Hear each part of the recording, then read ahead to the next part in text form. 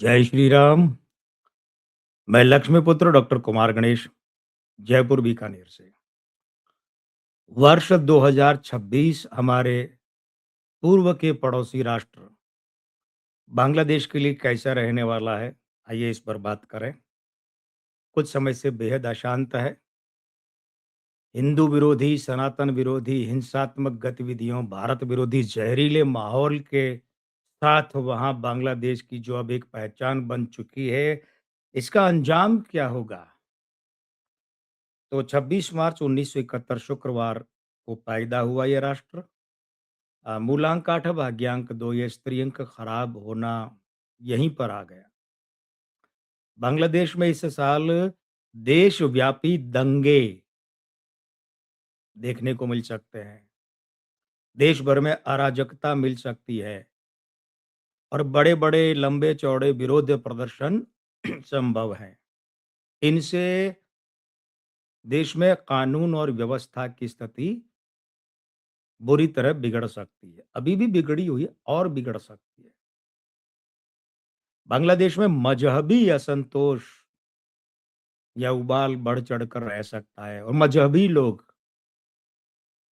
हिंसा कर सकते हैं, आगजनी, लूटपाट, हत्याकांड कर सकते हैं, बड़े पैमाने पर। अब ये बात और है कि इन सब के पीछे मास्टरमाइंड कौन है या कौन होगा, ये सब जानते हैं। जो नहीं जानते वो भी जान जाएँगे। लेकिन इन सबको सामने दिखाकर ये भी हो सकता है कि राष्ट्रीय चुनाव बाधित हो जाएँ, टाल दिए जाएँ। बहाना ये लिया जाए कि भाई देखो ये इस तरीके से कानून और व्यवस्था खराब है, तो चलो अभी राष्ट्रीय चुनाव नहीं हो सकते। तो इस वर्ष अगर वे राष्ट्रीय चुनाव टाल दिए जाएँ तो भी अचंभा नहीं होना चाहिए या उनमें बाधा पड़ सकती है तगड़ी वाली, बाधित हो सकते हैं। या ऐसा हो सकता है कि वो जो चुनाव हैं वो हो जाएँ, लेकिन फिर ये बवाल मचे कि साहब ये तो पक्षपाती चुनाव थे, निष्पक्ष चुनाव ही नहीं थे। वैश्विक समुदाय ये बात कहे, बांग्लादेश के राजनीतिक दल ये बात कहें, तो ये भी बवाल मच सकता है। महँगाई बढ़ सकती है, बढ़ ही रही है और बढ़ सकती है। व्यापारिक स्थिति खराब हो सकती है, बांग्लादेश की आर्थिक स्थिति खराब हो सकती है। अब 2-3 बड़ी-बड़ी बातें। ये भी जो बातें हमने की वे बड़ी हैं, लेकिन मोहम्मद यूनुस जो कि राष्ट्रीय सलाहकार के पद पर बैठा है, वैसे ये फिलहाल चूँकि यूँ समझ लीजिए पद का नाम कुछ भी हो, लेकिन राष्ट्रीय सरकार का मुखिया है, तो भले राष्ट्रपति, प्रधानमंत्री, अब राष्ट्रपति तो औपचारिक रूप से है, तो इसे भले प्रधानमंत्री मान लीजिए, तो मोहम्मद यूनुस का पद छूट सकता है, ठीक है? ये ध्यान रखिएगा। अब मोहम्मद यूनुस का पद छूट सकता है मतलब ये देश छोड़कर भी भाग सकता है, इसे गिरफ्तार भी किया जा सकता है। इस पर प्राणघातक हमला भी हो सकता है, लेकिन तीनों ही बातों में इसका पद तो छूट जाएगा। सेना में टूट हो सकती है, बगावत भी हो सकती है। सेना के 2 धड़े बनकर आमने-सामने आ जाएँ, एक-दूसरे के विरुद्ध आ जाएँ, तो भी अचंभा नहीं होना चाहिए। फिर तख्ता पलट हो सकता है बांग्लादेश में।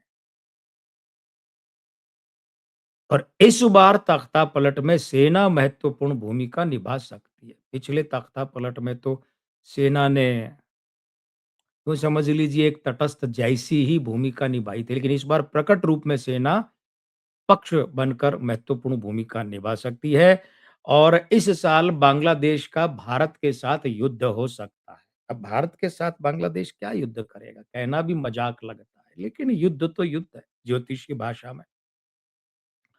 चलिए आप यूँ कहिए सैन्य टकराव हो सकता है, यौद्धिक गतिविधि हो सकती है, तो लेकिन होगा क्या?